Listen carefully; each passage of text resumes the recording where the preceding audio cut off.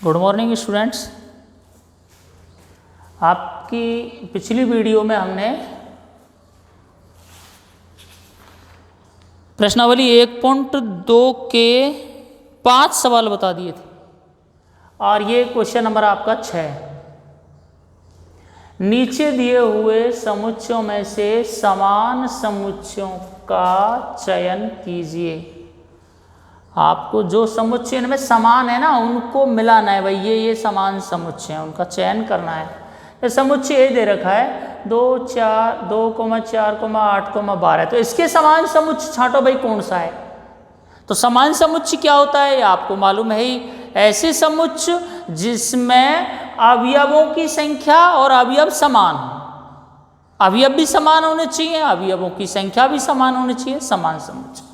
तो देखिए 2, 4, 8, 12, तो इसके समान समुच्चय देखो कौन सा है। इसके समान समुच्चय अवयव भी वही होने चाहिए भाई, 2 होना चाहिए, 4 होना चाहिए, 8 होना चाहिए, 12 होना चाहिए, और 4 अवयव है इसमें तो 4 ही अवयव होना चाहिए। कोई भी समान समुच्चय नहीं है भाई इसके। यही तो कह रहा है वो समान समुच्चयों का चयन कीजिए भाई, कौन कौन से समान है। समुच्चय बी पे आओ, 1, 2, 3, 4, इस बी समुच्चय के समान समुच्चय देखिए। 1, 2, 3, 4 बी के समान समुच्चय हो गया डी। भाई मैंने आपको बताया था कि समुच्चयों में अवयवों की जगह बदली जा सकती है, मान में कोई फर्क नहीं आता।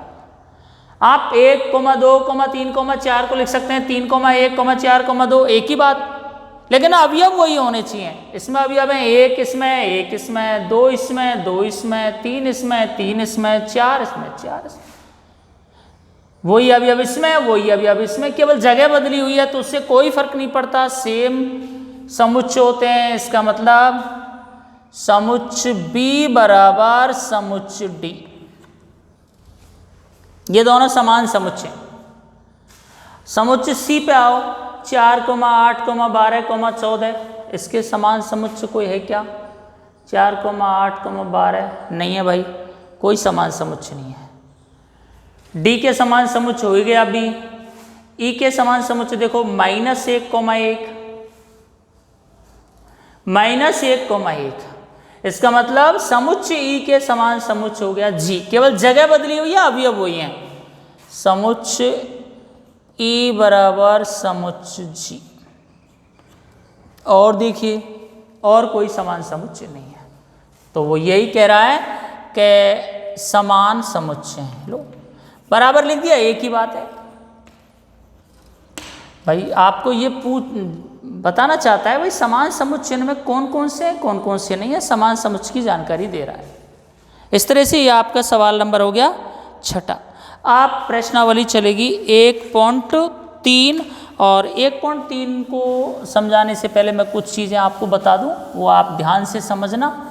यदि ये चीज़ आपकी समझ में आ गई तो आप प्रश्नावली के सवाल कर सकते हैं। चलिए बात करते हैं बेटा उपसमुच्चय। प्रश्नावली 1.3 के लिए उपसमुच्चय अंग्रेजी में बोलते हैं सबसेट, सबसेट्स, उपसमुच्चय।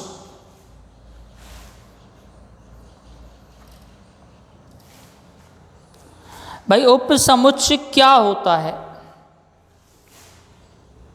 मैं एक एग्जाम्पल ले रहा हूं, उसको देखना आप। एक समुच्चय लिया हमने,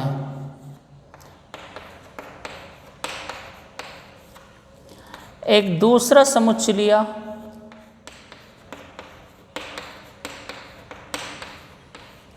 लो भाई 2 समुच्चय लिए। समुच्चय ए बराबर एक, मैं उपसमुच्चय के बारे में आपको बता रहा हूं बेटा, ध्यान देना। समुच्चय ए लिया 1, 2, 3, 4, समुच्चय बी लिया 1, 2, 3, 4, 5, 6। दोनों समुच्चयों को देखिए, और समुच्चय ए का प्रत्येक अवयव समुच्चय बी में है। 1 है, 2 है, 3 है, 4 है। इसका मतलब समुच्चय ए का प्रत्येक अवयव समुच्चय बी में है, तो इसका मतलब समुच्चय ए उप समुच्चय है समुच्चय बी का। यह उप समुच्चय का चिन्ह है। क्यों है उप समुच्चय? क्योंकि समुच्चय ए का प्रत्येक अवयव समुच्चय बी में है, तो समुच्चय ए समुच्चय बी का उप समुच्चय है। समुच्चय बी का प्रत्येक अवयव समुच्चय में नहीं है, तो इसका मतलब समुच्चय बी समुच्चय ए का उप समुच्चय नहीं है। क्या समुच्चय? अधिसमुच्चय।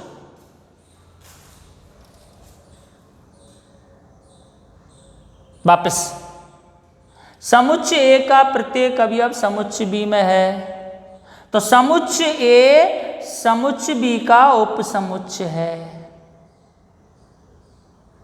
तो समुच्चय बी का प्रत्येक अवयव समुच्चय ए में नहीं है। भाई समुच्चय बी में 5 6 अतिरिक्त है, तो समुच्चय में नहीं है। इसका मतलब समुच्चय का तो प्रत्येक अवयव समुच्चय बी में है, लेकिन बी का प्रत्येक अवयव ए में नहीं है, तो बी ए का उप समुच्चय नहीं है। तो क्या होगा? अधिसमुच्चय। यह उप समुच्चय का चिन्ह है।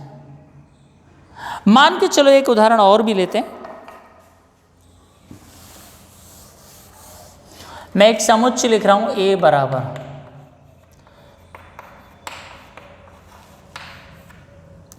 समुच्चय बी बराबर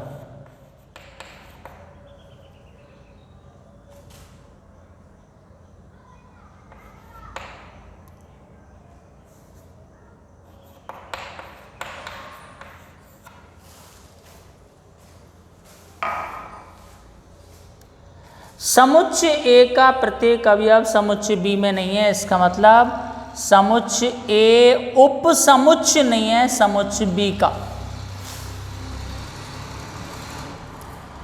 और समुच्चय बी का भी प्रत्येक अवयव समुच्चय में नहीं है। इसका मतलब समुच्चय बी उप समुच्चय नहीं है समुच्चय का। उप समुच्चय का मतलब होता है यदि किसी समुच्चय का प्रत्येक अवयव किसी दूसरे समुच्चय में हो, तो वो समुच्चय उस दूसरे समुच्चय का उप समुच्चय कहलाता है। नेक्स्ट एग्जांपल, ए कोई समुच्चय लिख रहा हूं,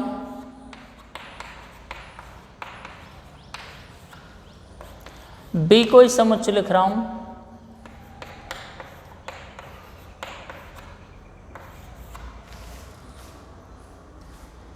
मैं आपसे पूछूंगा क्या समुच्चय ए समुच्चय बी का उपसमुच्चय है? तो आपने देखा 2 इसमें है, 4 इसमें है, 6 इसमें, 8 इसमें। इसका मतलब समुच्चय ए का प्रत्येक अवयव समुच्चय बी में है। इसका मतलब समुच्चय ए समुच्चय बी का उपसमुच्चय है। फिर आपने देखा यार समुच्चय बी का भी तो प्रत्येक अवयव समुच्चय में है, 4 इसमें, 6 इसमें, 8 इसमें, 2 इसमें। इसका मतलब समुच्चय बी भी समुच्चय ए का उपसमुच्चय है। समुच्चय बी भी समुच्चय ए का उपसमुच्चय, समुच्चय ए समुच्चय बी का उपसमुच्चय, क्योंकि समुच्चय ए का प्रत्येक अवयव समुच्चय बी में, समुच्चय बी का प्रत्येक अवयव समुच्चय। इसी एग्जाम्पल को मैं ऐसे अब समुच्चय ए समुच्चय बी का उपसमुच्चय, 2 इसमें है, 4 इसमें है, 6 इसमें है, 8 इसमें है। तो समुच्चय ए समुच्चय बी का उपसमुच्चय है। ये उपसमुच्चय का चिन्ह है बेटा, उपसमुच्चय का चिन्ह है ये ऐसे। तो समुच्चय ए समुच्चय बी का उपसमुच्चय है, लेकिन समुच्चय बी समुच्चय ए का उपसमुच्चय नहीं है। तो ये कैसा समुच्चय हो गया? अधिसमुच्चय। कैसा समुच्चय हो गया बेटा? अधिसमुच्चय। समुच्चय ए समुच्चय बी का उपसमुच्चय है, लेकिन समुच्चय बी समुच्चय ए का उपसमुच्चय नहीं है। इसका मतलब समुच्चय बी कैसा हो गया? अधिसमुच्चय।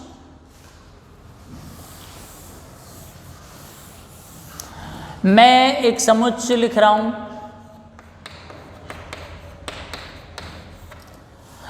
यह समुच्चय ए है। याद रखना बेटा, प्रत्येक समुच्चय स्वयं का उपसमुच्चय होता है। समुच्चय ए उपसमुच्चय समुच्चय ए का, क्योंकि प्रत्येक समुच्चय में स्वयं के अवयव उपस्थित होते हैं, जैसे 1 2 3 4 समुच्चय में, तो समुच्चय समुच्चय का उपसमुच्चय होगा, क्योंकि समुच्चय का प्रत्येक अवयव समुच्चय में है, तो प्रत्येक समुच्चय स्वयं का उपसमुच्चय होता है। ध्यान रखना बेटा, एक चीज ये ध्यान रखना, फाई का मतलब आप सब जानते हैं रिक्त समुच्चय, जिसमें कोई अवयव नहीं होता है। तो रिक्त समुच्चय प्रत्येक समुच्चय का उपसमुच्चय होता है। रिक्त समुच्चय आप अपनी कॉपी में लिख लेना, मैं 2 बार रिपीट कर रहा हूं, आप वीडियो देखते हैं तो रोक रोक करके उसको कॉपी में लिख लेना, नोट बना करके। मैं बोर्ड पे नहीं लिख रहा हूं, 2 बार इसलिए बोल रहा हूं कि आप वीडियो वापस रिवर्स करके देख सकते हैं। फाई मतलब रिक्त समुच्चय प्रत्येक समुच्चय का उपसमुच्चय होता है। एक बार फिर से,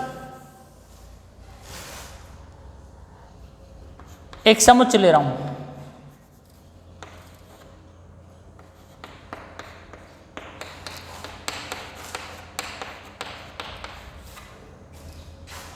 समुच्चय बी बराबर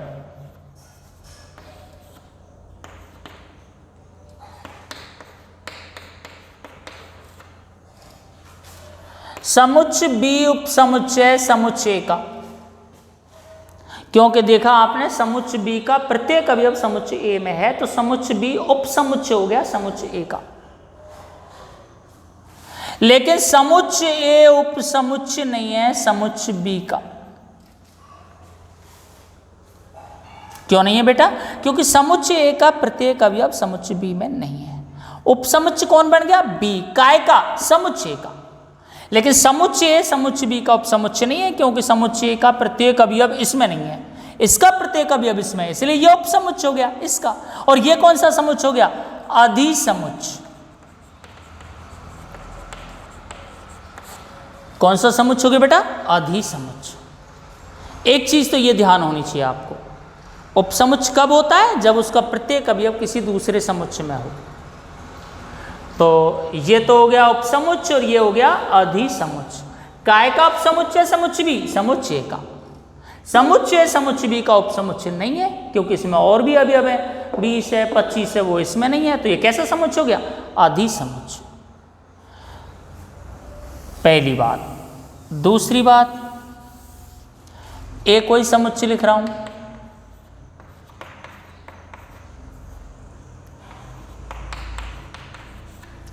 बी कोई समुच्चय लिख रहा हूं,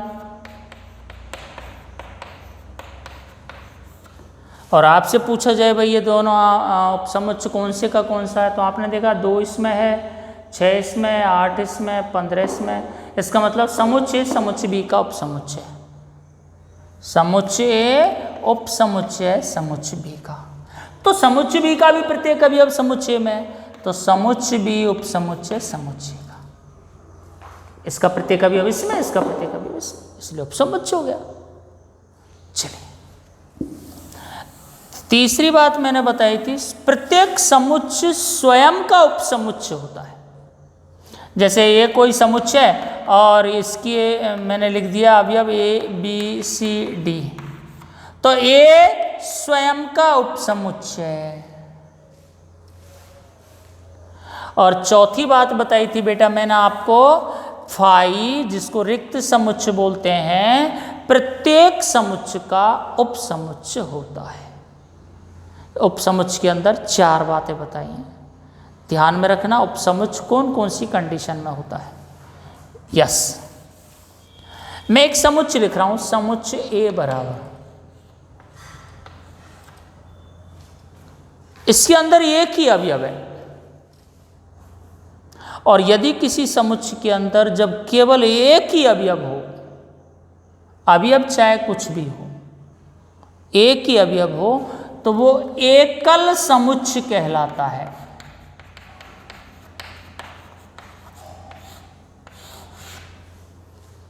क्या बोलते हैं बेटा इसको? एकल समुच्चय। राइट। मैं गौर से देखना, ऐसे लिख सकता हूं क्या, n उप समुच्चय W का, क्या ये सही है क्या? सब सोचो। n क्या होता है? प्राकृत संख्याओं का समुच्चय। प्राकृत संख्याएं कहां से स्टार्ट होती हैं? 1 से। कहां तक चलती हैं? अनंत तक। चलो, W क्या होता है? पूर्ण संख्याओं का समुच्चय। पूर्ण संख्याएं कहां से चलती हैं बेटा? 0 से। और कहां तक चलती हैं? अनंत तक। इसका मतलब प्राकृत संख्याओं का प्रत्येक अवयव पूर्ण संख्याओं में है। अरे है कि नहीं बेटा? भाई प्राकृत संख्याएं होती हैं 1 2 3 4 डॉट डॉट डॉट, और पूर्ण संख्याएं होती हैं 0 1 2 3 4 डॉट डॉट। तो प्राकृत संख्याओं का प्रत्येक अवयव इसमें है। इसका मतलब प्राकृत संख्याएं उप समुच्चय हैं पूर्ण संख्याओं की। तो यह कथन कैसा हो गया? सत्य। तो ये n उप समुच्चय है W का, लेकिन WN का क्या हो गया? अधिसमुच्चय। क्या हो गया बेटा? अधिसमुच्चय। पता है ना आपको मैंने? तो इस तरह से ध्यान रखना आप।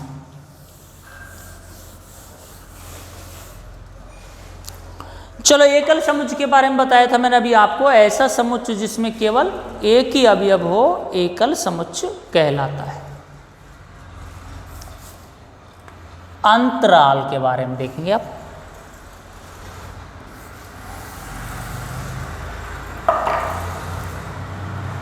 अंतराल, मैं अंतराल लिख रहा हूं, देखना अभी आपकी समझ में आएगा। बहुत काम की चीज़ है, 12th में भी बहुत काम आएगी। देखना बेटा, मैंने लिखा 1,5, बड़ा छोटा कोष्ठक लगाया, नंबर 1। नंबर 2 पे लिखा बेटा मैंने 1,5, बड़ा कोष्ठक लगाया दोनों ओर। नंबर 3 पे लिखा मैंने 1,5, एक तरफ बड़ा कोष्ठक लगाया, एक तरफ छोटा कोष्ठक लगाया।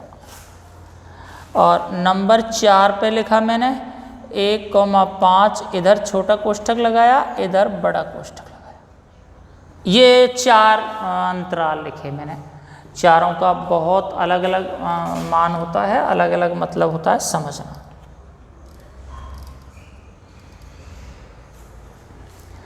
1,5 और दोनों तरफ छोटा कोष्ठक, इसको बोलते हैं विवृत अंतराल।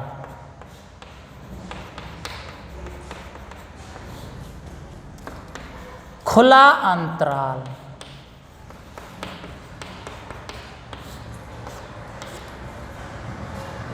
चलिए दोनों तरफ छोटा कोष्ठक, मतलब बताऊंगा अभी क्या मतलब निकलता है इसका। इसको बोलते हैं संवृत अंतराल।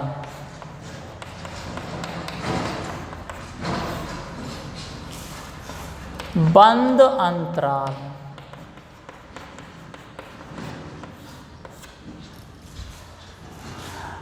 ये तो ये हो गए। अब ये इधर से बंद, इधर से खुला। बड़ा कोष्ठक जिधर से होता है उधर से तो बंद अंतराल होता है, इधर से खुला है, इधर से बंद है, इधर से खुला है। चलिए, इसका मतलब क्या? ध्यान से देखना बेटा।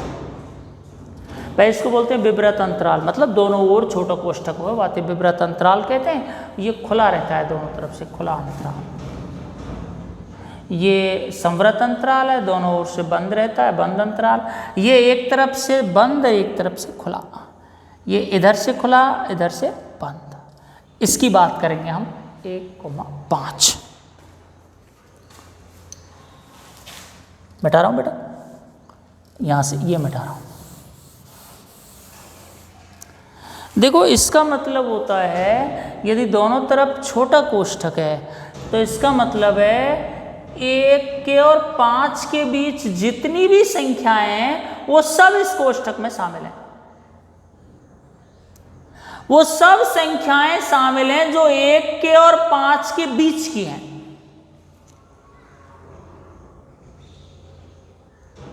भाई इसका मतलब क्या है? इसका मतलब है 1 शामिल नहीं है, 5 शामिल नहीं है, 1 और 5 के बीच की जितनी भी संख्याएं अनंत संख्याएं होती हैं वो सब इसमें शामिल है,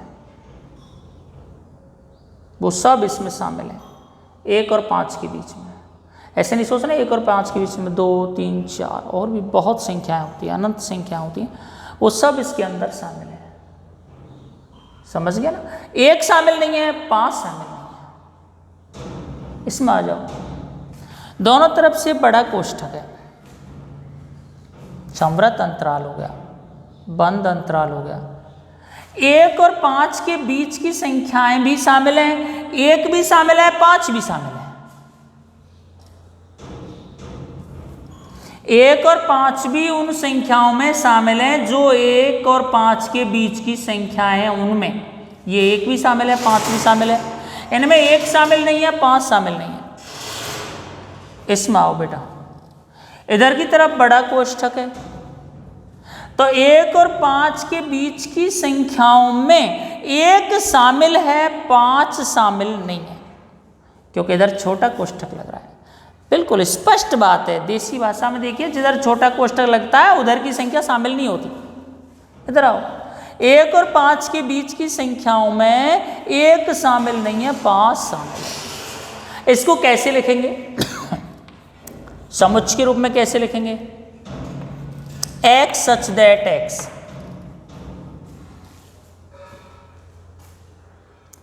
ध्यान से देखना बेटा, एक x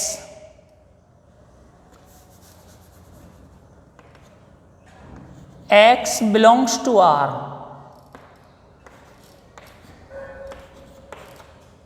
ये लो। R का मतलब वास्तविक संख्या, वास्तविक संख्या का मतलब जितनी भी संख्याएं 1 और 5 के बीच में सब, 1 और 5 के बीच में जितनी भी संख्याएं 2, 3, 4 और भी बीच की बटे की संख्या, जो भी सब संख्याएं अनंत संख्याएं होती हैं, R का मतलब वास्तविक संख्याएं। तो 1 और 5 के बीच में जितनी भी संख्याएं सब शामिल हैं। इसका मतलब जो भी आप संख्या लेंगे ना, x का कोई मान, वो 1 से बड़ा होना चाहिए, 5 से छोटा होना चाहिए। 1 शामिल नहीं है, 5 शामिल नहीं है। इसको कैसे लिखेंगे बेटा? x such that x belongs to R, 1 शामिल है और 5 भी शामिल है। 1 से बड़ी, 5 से छोटी, 1 भी शामिल, बराबर का चिन्ह लग रहा है ना, और 5 भी शामिल। ये बहुत जरूरी है, इस तरह से आना बेटा लिखना। इसको देखना, x such that x belongs to R, 1 शामिल है, बड़ा कोष्ठक लग रहा है ना, इसका मतलब 1 less than equal to x और 5 शामिल नहीं है। देख लो बराबर का चिन्ह नहीं लगाया। इसको देखना बेटा कैसे लिख रहा हूं, x such that x belongs to R, मतलब वास्तविक संख्याओं में से लेना है, वास्तविक संख्याओं में से लेना है, ठीक है ना। 1 शामिल नहीं है, 5 शामिल है। इस तरह से इसको आप लिख सकते हैं समुच्चय के रूप में। जैसे बाय द वे आप इसको R नहीं लेना चाहते, N लेना चाहते हैं प्राकृत संख्याओं में से, तो अब प्राकृत संख्याओं में से तो 1 और 5 के बीच की संख्या कौन कौन सी होंगी? 2, 3, 4। लो भाई, भाई प्राकृत संख्याओं को तो पता है आपको, 1 और 5 के बीच में 2, 3, 4। यदि R लिख दिया तो R तो 1 और 5 के बीच में अनंत होते हैं, क्यों? पर में, अपर में सभी संख्या मिलकर के वास्तविक संख्या बनती है। 1 और 5 के बीच में यदि इसको भी हम प्राकृत संख्याओं का समुच्चय ले लें तो 1 और 5 के बीच में संख्या कौन कौन सी होती है? 2, 3, 4, 1 भी शामिल और 5 भी शामिल, तो कौन कौन सी होंगी इसमें? 1, 2, 3, 4, 5। देख लो, 1 भी शामिल हो गया, 5 भी शामिल हो गया। इसमें भी यदि हम प्राकृत संख्याओं का समुच्चय लें तो 1 तो शामिल है, 5 शामिल नहीं है, तो कैसे लिखोगे बेटा? 1, 2, 3, 4। इसके अंदर 1 और 5 के में 1 शामिल नहीं है, 5 शामिल है। और इसको भी यदि प्राकृत संख्याओं के समुच्चय को लें तो 1 शामिल नहीं है, 2 3 4 5। इस तरह से ये अंतराल होते हैं। ये आपको पता होना चाहिए भाई, अंतराल में छोटे कोष्ठक दोनों तरफ हैं तो उसका मतलब क्या है, दोनों तरफ की संख्या शामिल नहीं है, बीच की संख्या लेनी है। यदि दोनों तरफ बड़ा कोष्ठक है तो दोनों तरफ की भी संख्या लेनी है और बीच की संख्या भी लेनी है। एक तरफ बड़ा कोष्ठक है, एक तरफ छोटा कोष्ठक है तो छोटे कोष्ठक की तरफ की संख्या नहीं लेनी, बड़े कोष्ठक की तरफ की संख्या को शामिल करना है और बीच की संख्या लेनी है। और इधर की तरफ छोटा कोष्ठक है, इधर की तरफ बड़ा कोष्ठक है तो छोटे कोष्ठक की तरफ की संख्या नहीं लेनी, बड़े कोष्ठक की तरफ की संख्या लेनी है। मतलब 1 को शामिल नहीं करना, 5 को शामिल करना है। तो 2 3 4 5 इस तरह से ये अंतराल आपको आने चाहिए। क्लियर? और आप क्लियर करना, किसी बच्चे को प्रॉब्लम है तो पूछ लेना।